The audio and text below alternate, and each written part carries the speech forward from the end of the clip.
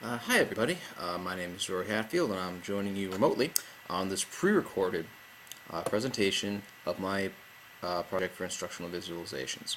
As you're going to see, I'm going to run through my hypothesis, the background of my topic, the theoretical framework from class that I pulled it from, the methods I used to test it, my results, my appropriate conclusions, finally, the implications I humbly think my project would lend to further research in the field.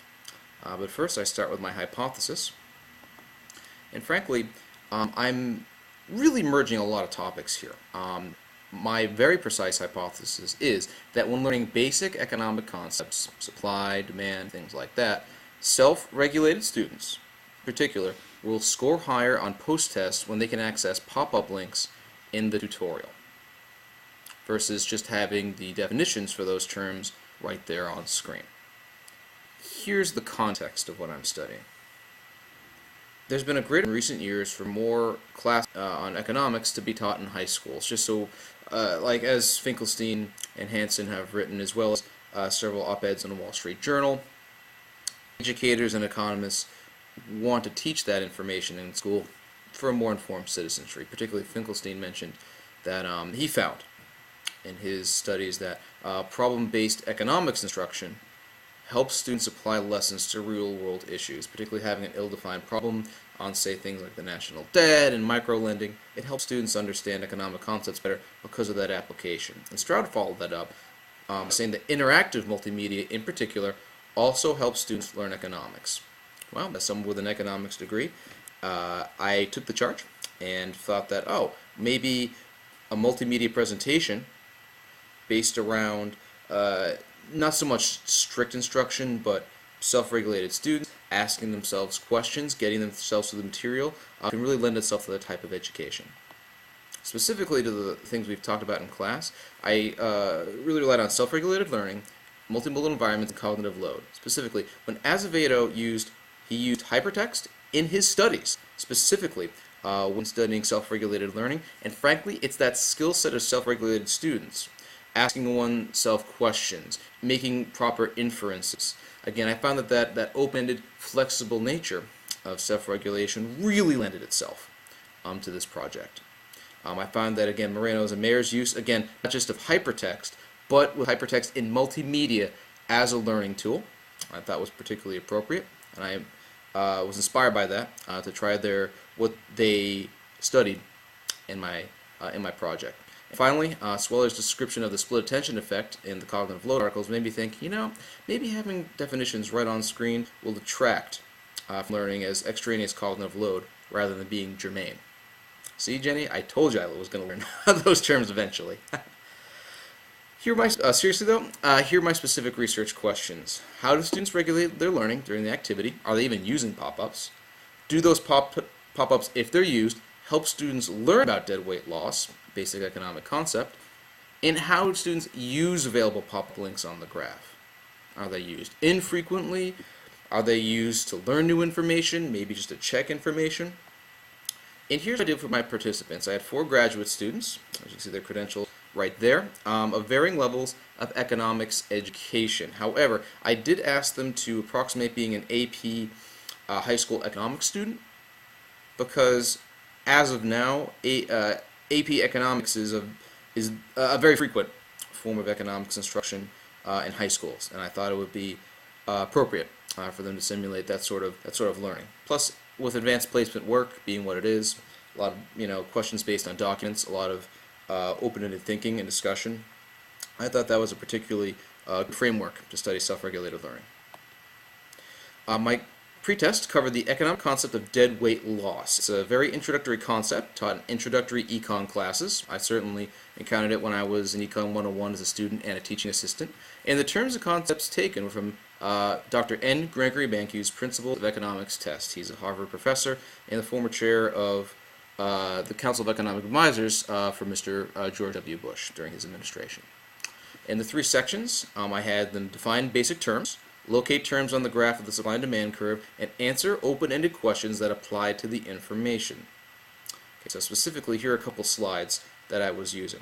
First, I had them I identified self-regulated learning right at the front, letting them know those are the 8 things that I would be checking in terms of goal setting and mid-lesson strategizing. I kept a tally, an observable tally of those concrete tasks in my notes on screen. Excuse me, in my notes while I observed my participants. And as you see the slides, this one in particular, that was some definitions I put in bold, as well as frequent graphs. And I realize I'm going rather quickly through these terms, particularly elasticity versus inelasticity, producer-consumer surplus. I stop here at the dead weight loss graph. Not only was it in the pretest itself, but specifically I embedded links in the terms that were in bold. So in case a participant was looking at this graph and they weren't sure what say producer surplus was, they could click on producer surplus and then that definition would pop up on the screen, well within their visual field, but only accessible if they deemed they needed it, that definition. If they didn't, wouldn't be there. And of those pretest results, the mean number of correct definitions out of 8 was about 4 1/3, and only 2 charts were labeled correctly. Interestingly enough, they were just supply and demand.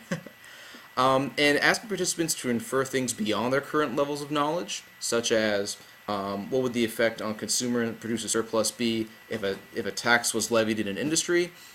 No participants got that information right. But that's frankly what I expected. I expected students to learn this and apply it. Now, the PowerPoint slides, as I mentioned, define all the terms from the pretest. They are a mix of text and graphs, and the pop-up links, as I mentioned, were accessible by clicking the term in bold. Now, the post-test results asked essentially the same material. I rewarded some of the questions, the open-ended questions at the end, but I included that and a brief questionnaire because, again, I was testing concrete things. I wanted them to learn facts as well as how to apply those facts.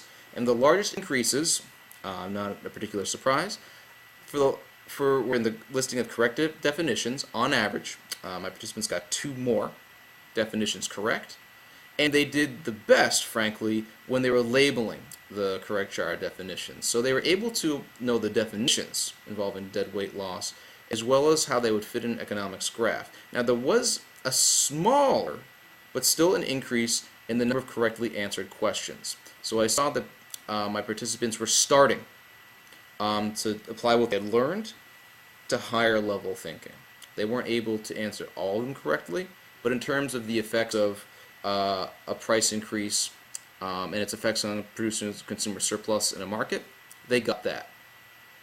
Answering more difficult questions like, well, does every tax increase result in a dead weight loss? There was less success getting that question right.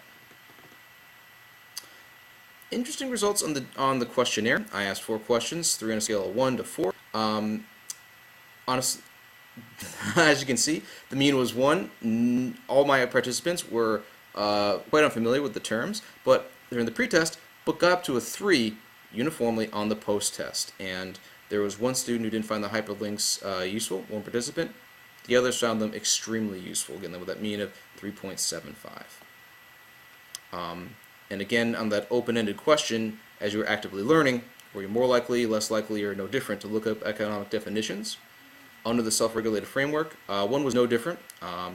They found that they just read the slides through without much self-regulation. But 3 were much more likely, and those 3 were much more likely themselves to have exhibited self-regulated learning in terms of asking oneself questions and checking for help and inferring information. So the conclusions I found were participants who exhibited, again, more self-regulated learning strategies did use pop-ups more often and found them helpful. Again, those who found pop-ups more useful, interestingly enough, were slightly more likely to set goals and verbally recognize what they didn't know. And frankly, the biggest gains in participants were direct recall of information versus open-ended. Pop-up links were used as references by most novice learners. And the areas of the biggest post-test improvement were actually taught visually with graphs and pop-up links, not just the definitions, but graphs and pop-up links in combination made for the most effective learning outcomes. And frankly, I see that I'm just at 10 minutes. The implications I could find from that, maybe working with higher knowledge students of economics education, because it seems like my students focused more on the definitions and the terms in terms of what they learned, and I'm not sure if that's because the links just help them learn that information better,